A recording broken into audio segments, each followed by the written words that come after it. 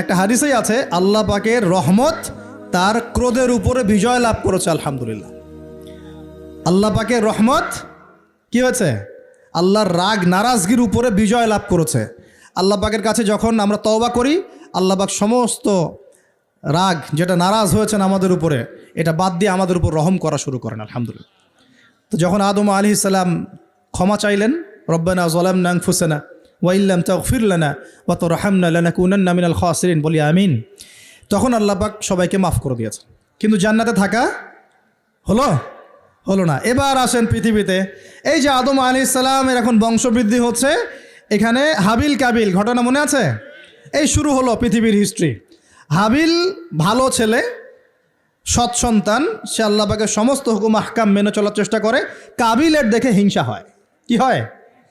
প্রথম সমস্যা কি হলো তাহলে? এই হিংসা এখন মুসলিমদের মধ্যে নাই? আছে কি নাই? সমাজের মধ্যে অনেক দাড়ি টুপি নিয়ে অনেক কাবিল ঘুরে বেড়ায় কি বেড়ায় না? দেখতে মনে হয় আমাদেরই মতো, কিন্তু আমরা মানে মরলে মিলাদ দিবে, ভাবটা এরকম। হ্যাঁ, দেখা যায় যদি কোনোদিন কোনো সমস্যা হয় মিষ্টি বিতরণ করা শুরু করবে। এক মুসলমান ভাই জেলে চলে গেছে, আর একজন মিষ্টি বিতরণ করা শুরু করতেছে। এই হয়েছে না অবস্থা? হয়েছে কি না? তো এখানে কাবিল আর হাবিলের সেই হিংসা আছে কি নাই? এখন আল্লাহর শাস্তি কি হলো দেখেন। এবার কাবিল তো হাবিলকে হত্যা করে ফেললো, ব্যাস আল্লাহ রাব্বুল আলামিন কাককে পাঠালেন। কাকে? কাক এসে ঠোঁট দিয়ে মাটি খুঁড়ে খুঁড়ে খুঁড়ে দেখাচ্ছে কিভাবে হাবিলকে দাফন করবে। বেচারা কাবিলের জানা নাই কিভাবে ভাইকে এখন দাফন করব। ওই কাকের কাছ থেকে শিখতে হলো যে কিভাবে মৃত ভাইকে দাফন করতে হয়। সুবহানাল্লাহ। এখন দেখেন ওই কাক খুব প্রাচীন প্রাণী, কিন্তু কাক হচ্ছে একটা প্রাচীন সৃষ্টি আল্লাহ পাকের। আল্লাহ কাককে পাঠিয়ে দিয়েছেন, দিয়ে মাটি খুঁড়ে দেখিয়েছেন যে দেখো এইভাবে কি করতে হয়, দাফন করতে হয়। একটা কাক যদি মারেন, দেখবেন পুরো এলাকার কাক এসে জড়ো হয়ে গেছে। দেখছেন? কাক কিন্তু ইতিহাসের প্রথম খুনাখুনির সাক্ষী কাক। বুঝতে পারছেন না মনে হয়? মানব সৃষ্টির ইতিহাসের প্রথম যে খুনাখুনি, ভাইয়ে ভাইয়ে যে মারামারি, এই খুনাখুনির প্রথম সাক্ষীকে কাক। চিন্তা করেন। আল্লাহ আমাদেরকে প্রকৃতি থেকে শেখার তৌফিক দান করুন। কাক নিজের ভাইয়ের গোশত খায় না? খায়। এখন মুসলমানের গোশত খায়। এক মুসলমান বিপদে পড়লে অন্যটা মিষ্টি বিতরণ করা শুরু করে। কিভাবে তার মানহানি করবে, কিভাবে তাকে অপমান করবে, কিভাবে তার বিরুদ্ধে ষড়যন্ত্র করবে, কিভাবে তাকে ফাঁসাই দিবে, এই চিন্তাই অলওয়েজ মাথায় ঘোরাফেরা করতেছে। হাবিল কাবিলের কারণে প্রথম এই যে হাবিল কাবিলের ঘটনার প্রেক্ষিতে আল্লাহ পাক কি করেছেন শোনেন। আল্লাহ রাব্বুল আলামিন তার নবীর মাধ্যমে আমাদেরকে জানিয়েছেন। হাদিসটা শোনেন, খুবই মারাত্মক হাদিস। নবীজি বলেছেন, এই পৃথিবীতে প্রথম হত্যাকাণ্ড সংঘটিত করেছে কাবিল। কে? সে একজন নবীর সন্তান না?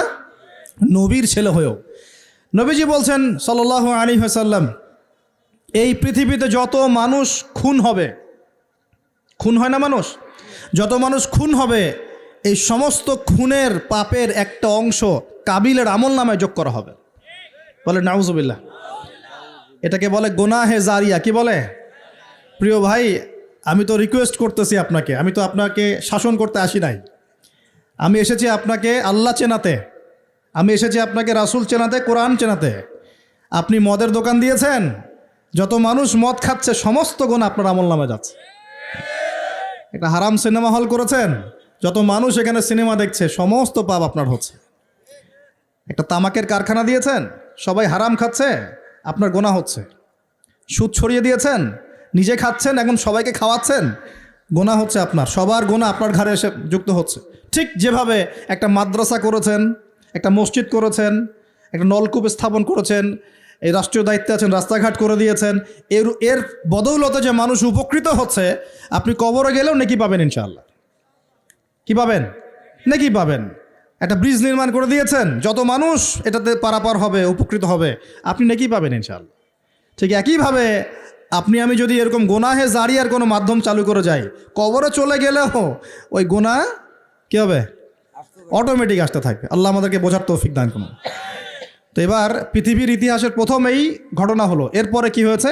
এরপরে যে আল্লাহ পাকের শাস্তিটা নেমে আসলো। কাবিল কিন্তু জাহান্নামে যাচ্ছে। কেন? ভাইকে হত্যা করার কারণে। আল্লাহ পাকের কাছে সবচেয়ে মারাত্মক পাপ হচ্ছে মানুষকে হত্যা করা। শিরকের পর, কুফুরির পর মারাত্মক পাপ হচ্ছে মানুষকে হত্যা করা।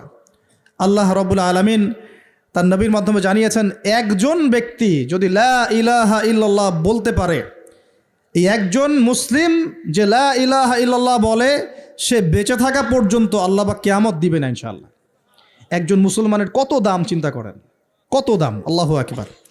তো এখানে একজন মুসলিমকে হত্যা করলো কে? কাবিল। কাবিলের আমল নামায় সব পাপ যেটা থাকলো, তার মানে আল্লাহর আযাব আসার প্রথম কারণ কি হলো? হিংসা। কি কারণ? অতএব হিংসা করতে থাকলে আল্লাহর শাস্তি কি হবে? আসবে। এরপর আরও সামনে যান, এবার আসেন নূহ আলাইহিস সালাম, নাম মনে আছে? 950 বছর তার কওমকে দাওয়াত দিয়েছেন। কত বছর ভাই?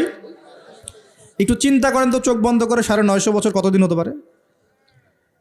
950 বছর মানে প্রায় 1000 বছর।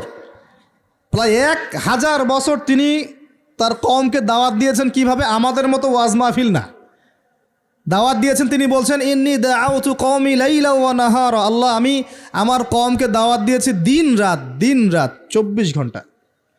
এটা সূরা নূহের মধ্যেই আছে, দেখবেন পড়ে। ওয়ালাম ইয়াজিদহুম দুআই ইল্লা ফিরারা, আমার দাওয়াত শুনে এরা খালি পালিয়ে গেছে আমার থেকে, কাছে আসে নাই, খালি পালিয়ে গেছে। কান বন্ধ করে ফেলতো, কাপড় দিয়ে মাথা ঢেকে ফেলতো, আর আমাকে বলতো পাগল। কি বলতো? পাগল।